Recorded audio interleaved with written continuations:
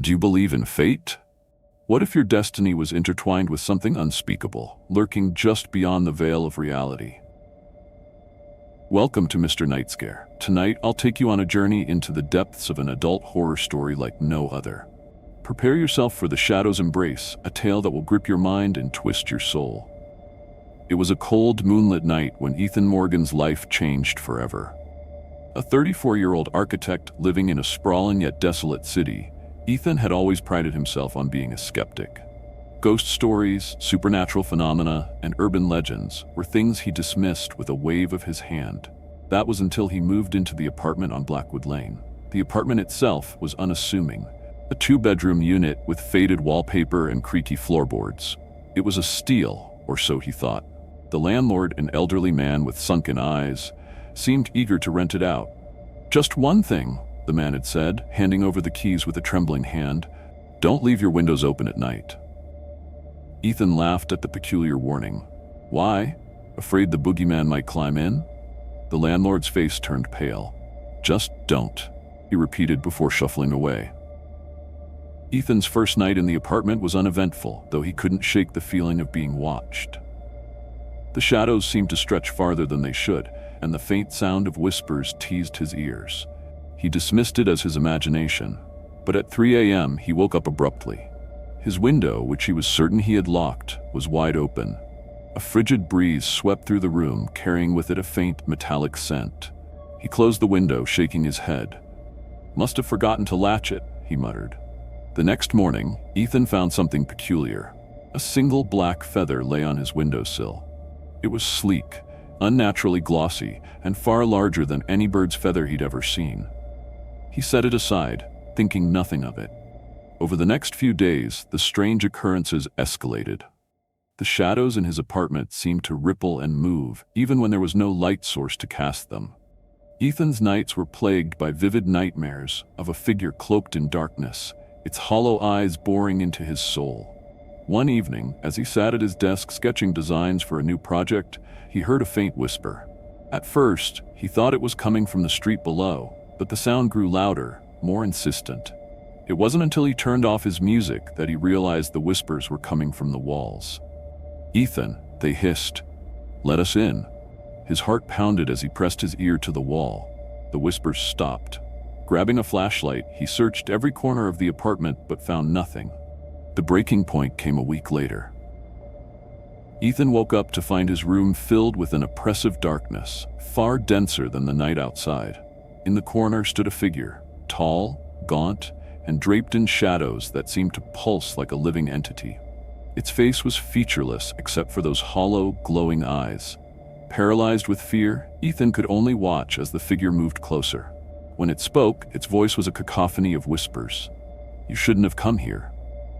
Ethan scrambled out of bed, fumbling for the light switch. When the room flooded with light, the figure was gone.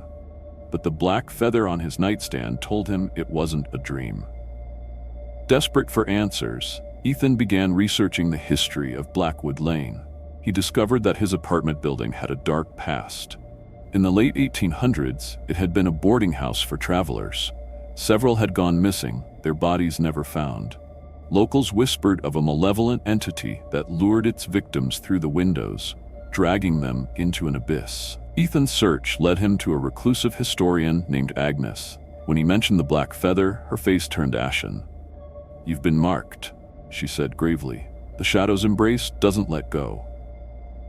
Determined to rid himself of the entity, Ethan followed Agnes's advice and performed a cleansing ritual. He burned sage, sprinkled salt at the thresholds, and recited incantations she had provided. For a brief moment, the apartment felt lighter, almost normal.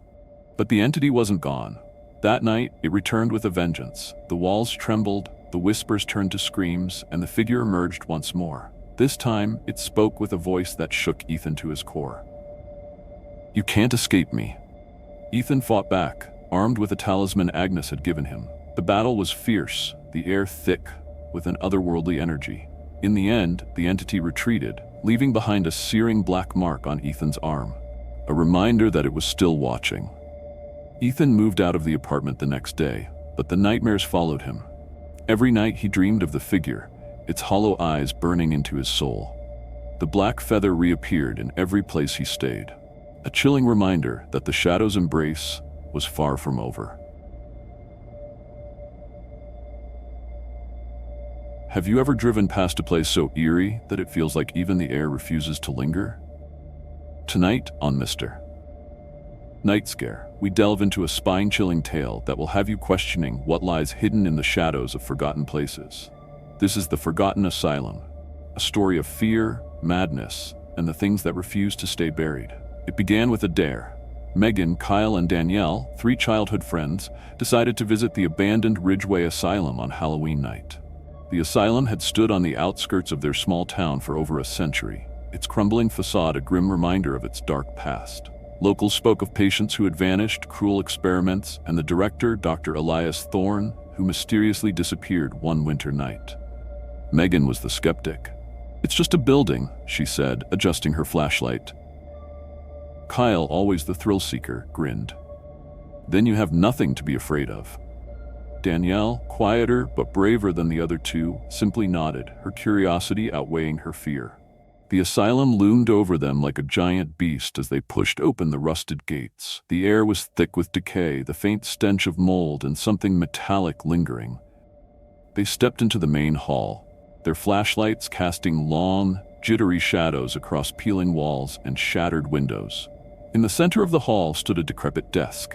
On it lay a dusty ledger, its pages yellowed with age. Kyle opened it, revealing names scrawled in uneven handwriting. One name stood out. Patient Rebecca Clark. "Isn't that the girl who went missing in the 80s? Danielle whispered. Megan shrugged, but Kyle's grin faltered. The name stirred a memory he couldn't quite place. As they ventured deeper, the temperature dropped. The walls seemed to breathe, and faint whispers tickled their ears. "It's just the wind," Megan said, though her voice lacked conviction. They reached the patient ward, its long corridor lined with broken doors. Inside each room, they found remnants of lives once lived, torn photographs, tattered clothing, and cryptic messages scratched into the walls. One read, "He's watching." Another, "Don't let him in." In one room, they discovered a wheelchair, its leather seat cracked and stained. As Danielle moved closer, the wheel creaked as if pushed by an invisible hand. She jumped back, her flashlight shaking. "Let's keep moving," Kyle said, his bravado beginning to waver. The true horror began when they found the stairwell to the basement. A foul odor wafted up, and the steps groaned under their weight. The basement was a maze of storage rooms and old operating theaters, each more disturbing than the last. In one room, they found an operating table stained with rust and something darker. Instruments lay scattered, their edges gleaming even in the dim light. On the wall, a phrase was scrawled in what looked like dried blood. "The doctor is in." "We should leave," Danielle said, her voice trembling. But Kyle had already moved to another room. Inside, they found a journal belonging to Dr. Thorne. The entries were disjointed, descending into madness. One entry read, "The experiments must continue. The voices demand it." As they read, the room grew colder. A low, guttural sound echoed through the basement. Danielle turned toward the door, her breath catching in her throat. A shadowy figure stood at the end of the hallway, its eyes glowing faintly.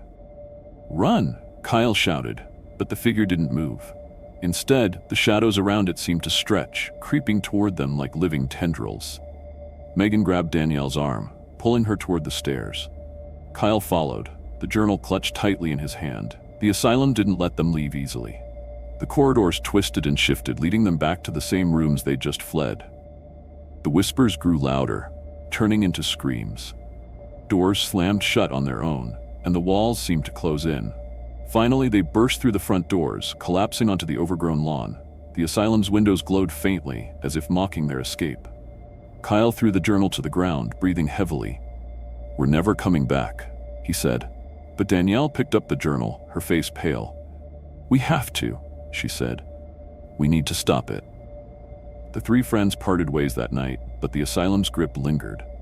Megan dreamed of shadowy figures. Kyle found black feathers on his windowsill. Danielle heard whispers in her empty apartment. Unable to resist, Danielle returned to Ridgeway Asylum alone. She was never seen again.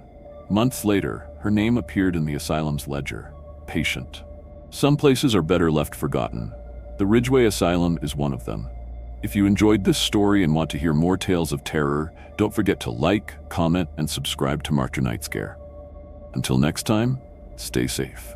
And beware the places that call to you in the night. Thanks for watching. If you enjoyed this video, don't forget to give it a thumbs up and subscribe to Mr. Nightscare for more chilling stories. Hit the notification bell so you never miss a new upload. Have a story suggestion or a creepy experience of your own? Share it in the comments below. We'd love to hear from you. Until next time, stay safe and sleep tight, if you can.